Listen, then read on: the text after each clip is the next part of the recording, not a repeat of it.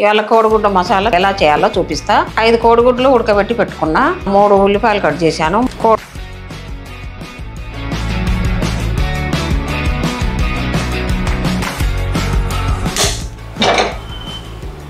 ఒక అర స్పూన్ జీలకర్ర, 2-3 పచ్చిమిరపకాయలు కట్ చేసి పెట్టుకున్నాం. ఎల్లిపాయ రెమ్మలు కచ్చపచ్చ దంచి వేసుకున్నాం. సరిపడా సాల్ట్,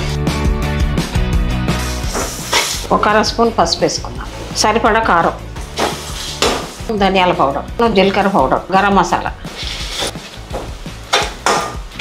మనం ఉడకబెట్టుకున్న కోడిగుడ్లు ఇలా వేసుకోవాలి.